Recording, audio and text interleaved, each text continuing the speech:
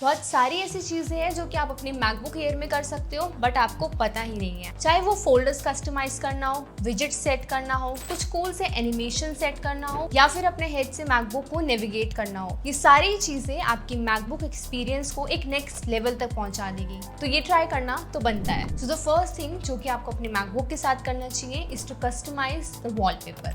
But वो boring सा नहीं, कुछ डिफरेंट। ये है मैकबुक का नॉर्मल और कॉमन वाला वॉलपेपर एंड ये है सुपर कूल एनिमेटेड वॉलपेपर जो कि आप बहुत ही इजीली सेट कर सकते हो। इसके लिए सिस्टम सेटिंग्स ओपन करो, वहां जाकर के वॉलपेपर वाले सेक्शन में आपको बहुत सारे वॉलपेपर्स मिल जाएंगे एंड इस छोटे से आइकन से आपको पता चल जाएगा कि ये एनिमेटेड वॉलपेपर है कि नहीं। अपने पसंद के वॉलपेपर को सेट कर लो and now see the magic जब आप इसे लॉक करोगे। इसमें आपको ढेरों ऑप्शंस मिलते हैं, so you need to check it out. But अगर आपको कुछ डिफरेंट चाहिए हो जो कि आपके एस्थेटिक से मैच करता हो तो आप डाउनलोड कर सकते हो ये ऐप। इसके लिए आपको ऐप स्टोर ओपन करना है, आई वॉलपेपर सर्च करो जो कि कुछ ऐसा लगता है। इसे इंस्टॉल करके जब आप ओपन करोगे तो इसमें बहुत सारे अमेजिंग एनिमेटेड वॉलपेपर्स के चॉइसेस मिलेंगे।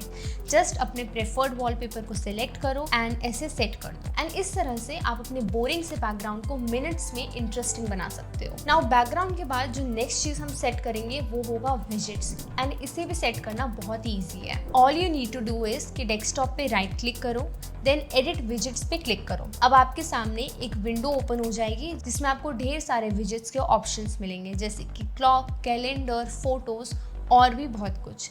इन विजेट्स को सेट करने के लिए सिंपली ड्रैग करो और डेस्कटॉप पे ड्रॉप कर दो। मैंने ये कुछ इस तरह से सेट किया है क्योंकि ये विजेट्स मैं डेली लाइफ में यूज करती हूँ, बट आप इसे अपने अकॉर्डिंग सेट कर सकते हो। इन सब में से मेरा फेवरेट विजेट है ये फोटो। इस पे राइट क्लिक करके आप एल्बम सिलेक्ट कर सकते हो जो कि आपको अपने डिस्प्ले में शो करना हो। और अगर आपके पास आईफोन है तो और भी ईजी हो जाता है क्योंकि आपकी जो फोटोज है वो डायरेक्टली सिंक हो जाते हैं मैकबुक से। And the best part is कि इसमें मोस्टली जितने भी विजेट्स अवेलेबल है वो सब आप अपने आईफोन से डायरेक्टली सिंक कर सकते हो। सो कोई भी विजेट को अगर आपको रिमूव करना हो तो उस पर राइट क्लिक करो एंड इस तरह से रिमूव कर दो एंड नाउ अपने कस्टमाइज्ड विजेट को प्लेस कर दो। विजेट्स के बाद अब बात कर लेते हैं हम फोल्डर्स की। अभी डेस्कटॉप पे आप जो फोल्डर्स देख रहे हो ये बहुत ही ज्यादा सिंपल लग रहे हैं बट इसे भी आप इंटरेस्टिंग बना सकते हो। So the first thing is आप अपने फोल्डर का बैकग्राउंड कलर चेंज कर सकते हो।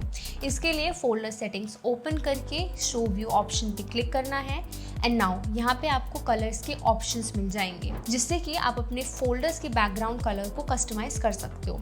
कलर्स ही नहीं बट आप पिक्चर्स को भी बैकग्राउंड पे सेट कर सकते हो। इसके लिए पिक्चर ऑप्शन पे क्लिक करो, now just drag and drop it and now you have the coolest looking folder. दूसरी चीज जो आप ट्राई कर सकते हो वो है अपने फोल्डर के आइकन को चेंज करना। इसके लिए ऑनलाइन कोई भी अपने पसंद की पिक्चर को डाउनलोड करो, फोल्डर्स पे राइट क्लिक करके गेट इन्फॉर्मेशन पे जाओ एंड नाउ इस पिक्चर को ड्रैग करके इस तरह से फोल्डर पे ड्रॉप कर दो और बस आपका एक एस्थेटिक और कस्टमाइज्ड फोल्डर सेटअप रेडी है। मैंने कुछ ऐसा थीम सेलेक्ट किया है जो कि मेरे वॉलपेपर के साथ मैच हो रहा है। आप अपने अकॉर्डिंग ये कस्टमाइज कर सकते हो। नाउ सब कुछ सेट हो गया, अब एक क्लीन डेस्कटॉप लुक देखते हैं। इसके लिए सिस्टम सेटिंग्स पे जाओ, देन कंट्रोल सेंटर पे क्लिक करो।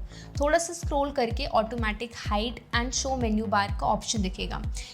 इसमें ऑलवेज का ऑप्शन सेलेक्ट करो एंड नाउ जब भी आप अपने मेन्यू बार को यूज नहीं कर रहे होंगे तो ये इस तरह से कुछ हाइड हो जाएगा। इसी तरह से आप अपने डॉक को भी हाइड कर सकते हो। इसके लिए डॉक पे राइट क्लिक करो एंड टर्न हाइडिंग ऑन का ऑप्शन सेलेक्ट करो एंड जब भी आप डॉक यूज नहीं कर रहे होंगे तब ये जो डॉक है वो हाइड हो जाएगा। इससे जो आपका डेस्कटॉप है वो काफी ज्यादा क्लीन और क्लियर मिलती है और आपको अपनी स्क्रीन पे काफी ज्यादा स्पेस भी मिलती है। नाउ अब अगर आपको अपने कीबोर्ड के बैकलाइट को एडजस्ट करना हो तो इसी कंट्रोल सेंटर में कीबोर्ड ब्राइटनेस में शो इन मेन्यू बार का ऑप्शन मिलेगा, उसे अनेबल कर देना। इससे ही आपके मेन्यू बार में शो हो जाएगा एंड यहीं से कीबोर्ड सेटिंग्स पे जाके इस ऑप्शन को ऑफ कर देना क्योंकि यहाँ से अब आप अपने बैकलाइट कीबोर्ड के ब्राइटनेस को एडजस्ट कर सकते हो जो कि मैं ज़्यादा प्रेफर करती हूँ रादर देन मैकबुक की ऑटोमेटिक लाइट एडजस्टमेंट। इसके बाद अगर आपको अपने कर्सर का कलर चेंज करना है तो सिस्टम सेटिंग्स ओपन करो, यहाँ से एक्सेसिबिलिटी पे क्लिक करके डिस्प्ले में जाओ। यहाँ से पॉइंटर सेटिंग से आप अपने कर्सर का कलर जो है वो चेंज कर सकते हो। कभी मन करे तो रेड, कभी येलो या फिर जो भी आपको ठीक लगे उस हिसाब से आप अपने कर्सर के कलर को चेंज कर सकते हो। सकते हो। इसी के साथ कर्सर का साइज जो है वो भी आप अपने अकॉर्डिंग चेंज कर सकते हो।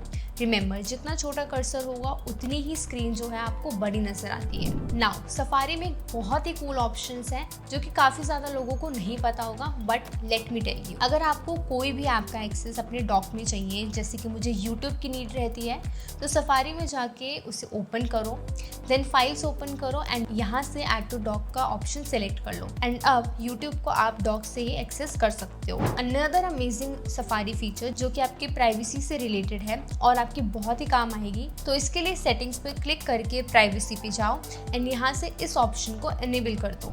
एंड नाउ जब भी आप प्राइवेट ब्राउजिंग कर रहे होंगे और टैब ओपन करके चले भी जाओगे तो भी कोई आपकी प्राइवेट टैब का एक्सेस नहीं कर सकता without your touch ID. And lastly बात करते हैं एक ऐसे फीचर की, एक ऐसी ट्रिक की जिससे कि आप अपने मैकबुक को टच करे बिना ही नेविगेट कर सकते हो। इसे सेट करने के लिए सिस्टम सेटिंग्स पर एक्सेसिबिलिटी ऑप्शन में आपको ये पॉइंटर कंट्रोल का ऑप्शन मिलेगा।